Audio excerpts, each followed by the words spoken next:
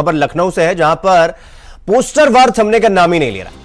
सपा कार्यालय के बाहर एक बार फिर से पोस्टर लगा है और पोस्टर में लिखा है, गंगा जमुना तहजीब को ना ही बंटने देंगे, ना ही समाज की एकता को कटने देंगे। सपा प्रवक्ता अभिषेक वाजपेयी ने यह पोस्टर लगवाया। दूसरे पोस्टर में लिखा है, न कटेंगे न बटेंगे न कटेंगे, एक है और एक रहेंगे। अजीत कुमार मौर्य, पूर्व वार्ड अध्यक्ष फैजुल्लागंज तृतीय ने यह पोस्टर लगाया। तो उत्तर प्रदेश में पोस्टर वार थमने का नाम ही नहीं ले रहा है। और आपको बता दें कि समाजवादी पार्टी कार्यालय के बाहर एक बार फिर से पोस्टर लगाया गया है। यह पोस्टर हम आपको दिखा रहे हैं, जिस पोस्टर में लिखा है कि गंगा जमुना तहजीब को ना ही बंटने देंगे, ना ही समाज की एकता को कटने देंगे।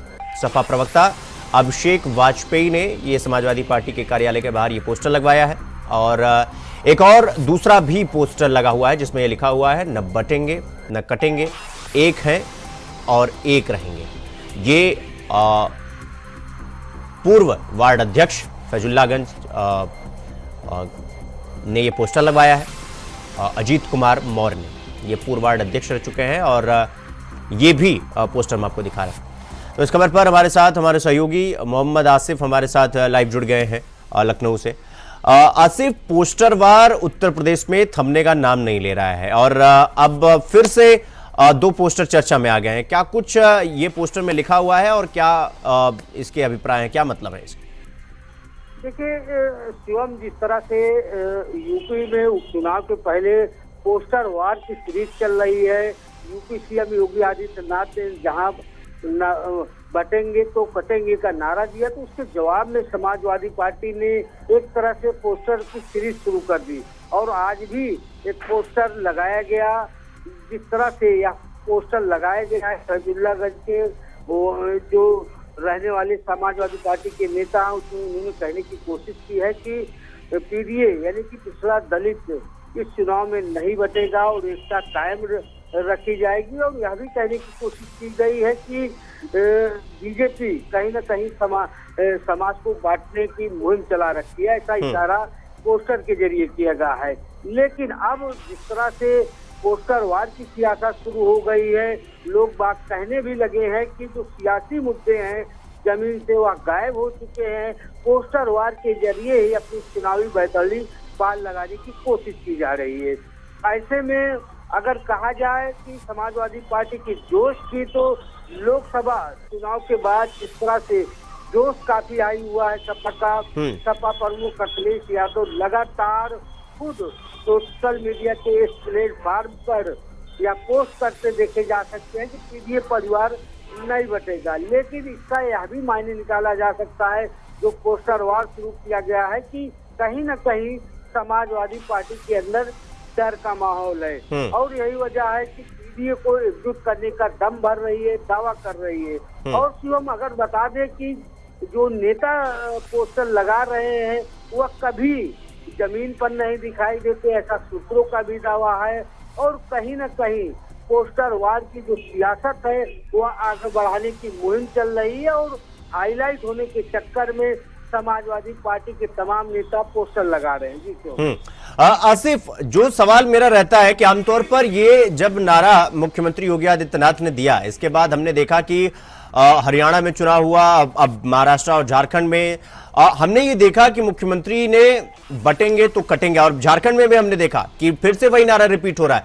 यानी कि ये नारा जीत का सूत्रधार हो गया है। और क्या समाजवादी पार्टी को भी यही लगता है कि ये जो उपचुनाव होने वाला है, अगर इसमें जीत का जो सिलसिला है उसे बरकरार रखना है तो इस नारे का काट निकालना पड़ेगा, और इसीलिए बैक टू बैक एक के बाद एक इसी तरीके से नारे लगाए जा रहे हैं, एक तरीके से पोस्टर लगाए जा रहे हैं समाजवादी पार्टी कार्यालय के बाहर। देखिए शिवम, अगर बात करें राजनीतिक की समीकरण की, तो जिस तरह से यूपी सीएम योगी आदित्यनाथ ने हरियाणा के चुनाव में संवाद स्थापित किया और यही वजह रही कि बड़ी जीत मिली बीजेपी को। और अगर इससे इतर समाजवादी पार्टी की बात करें तो सिर्फ नारों पर ही एक एयर बनाने की कोशिश कर रही है, चाहे मुद्दों की बात हो, बेरोजगारी की या महंगाई की। पोस्टर वार के जरिए ही चुनावी नया पाल लगाने की जो जुगत है अब यह लोगों की नजर में भी आ गया है, क्योंकि सीएम के बटेंगे तो कटेंगे के नारे के कई जो है पोस्टर लगा दिए गए।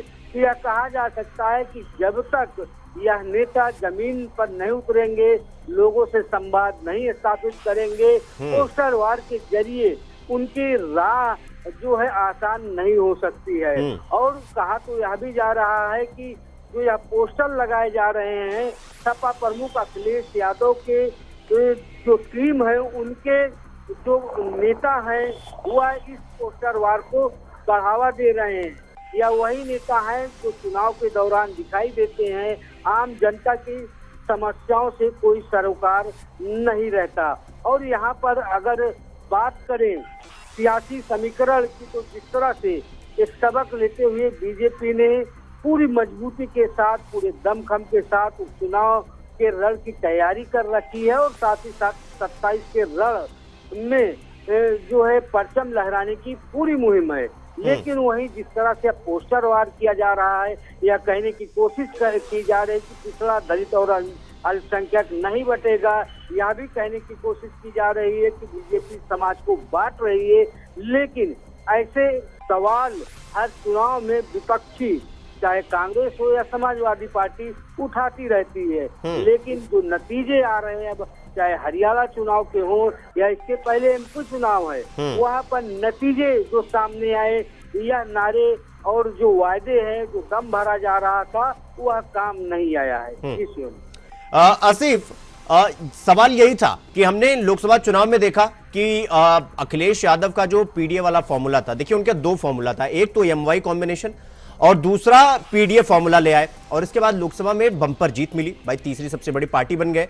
सवाल यह कि बीजेपी के इस नारे के बाद जो हरियाणा में एग्जाम्पल मिला, जो जीती जिताई पूरा जो मैच बीजेपी ने ओवरटेक किया लास्ट के 2-3 ओवरों में, साफ साफ ये दिखाई दे रहा है। और अखिलेश यादव इसीलिए चाह रहे हैं, उनको पता है कि पीडीए वाला जो फॉर्मूला है शायद वो इस उपचुनाव में इतना कारगर साबित ना हो, इसीलिए नारे का जो है यानी कि विष का काट विष से ही ढूंढने की कोशिश की जा रही है, और इसीलिए हम ये पोस्टर वार थमने का नाम ही नहीं लेता हुआ दिखाई दे रहा है, कहीं पर थम ही नहीं रहा है, और कोई मुद्दे ही नहीं है इस उपचुनाव में सिवाय इस नारे के कि बटेंगे तो कटेंगे। और गंगा जमुनी तहजीब की बात की जा रही है, कहीं पर यह कहा जा रहा है कि भाई देखिए, ना हम कटेंगे, ना हम एकता में हम बने रहेंगे, बढ़ जाएंगे तो कट जाएंगे, एक रहेंगे, मतलब तमाम तरीके की चीजें हमने देखी है। शायद इसी वजह से ये बार का पलटवार किया जा रहा है। देखिए शिवम, अगर बात करें यूपी सीएम के नारे की, तो सीएम के नारे के बाद जिस तरह से समाजवादी पार्टी में एक बेचैनी दिखी, टेंशन दिखी, और इस टेंशन को दूर करने के लिए और यह बताने के लिए कि पीडीए यानी पिछड़ा दलित और अल्पसंख्यकों की सच्ची हितैषी समाजवादी पार्टी है। लेकिन हरियाणा चुनाव की बात करें तो इस नारे के बाद हरियाणा चुनाव में बीजेपी को बड़ी सफलता मिली, और इसके पहले एमपी चुनाव की बात करें तो बाबा का बुलडोजर कहीं न कहीं चर्चा का विषय बना रहा। एमपी में भी बीजेपी की सरकार बन गई, और बुलडोजर एक्शन को भी कांग्रेस और समाजवादी पार्टी ने पूरी तरह से घेरने की कोशिश की, बुलडोजर के मुद्दे पर काफी कटाक्ष किए। लेकिन हरियाणा और एमपी में जिस तरह से चुनावी नतीजे आए, इससे साफ है कि जब तक आप जमीन पर नहीं उतरोगे, जब तक आप जनता से दुख दर्द नहीं बांटोगे, जात की सियासत नहीं काम आएगी। और जिस तरह से अगर बात करें लोकसभा चुनाव की, तो लोकसभा चुनाव में कांग्रेस का हाथ रहा और साइकिल की सवारी रही, तब जाकर कहीं बीजेपी को झटका देने में कामयाब हो गए। लेकिन जो सियासी समीकरण अब के बन रहे हैं, कांग्रेस नाराज दिख रही है समाजवादी पार्टी से। कांग्रेस ना तो महाराष्ट्र में कोई भाव दे रही है और ना ही झारखंड में, तो ऐसे में दोनों दलों की दूरियां कहीं न कहीं खासकर समाजवादी पार्टी की टेंशन बढ़ा रही है। बिल्कुल आसिफ, बहुत बहुत धन्यवाद आपका हमसे जुड़ने के लिए और खबर पर जानकारी हमारे साथ साझा करने के लिए। तो पोस्टर वार अभी तक उत्तर प्रदेश के उपचुनाव में थमने का नाम नहीं ले रहा है और लगातार एक के बाद एक हो रहा है।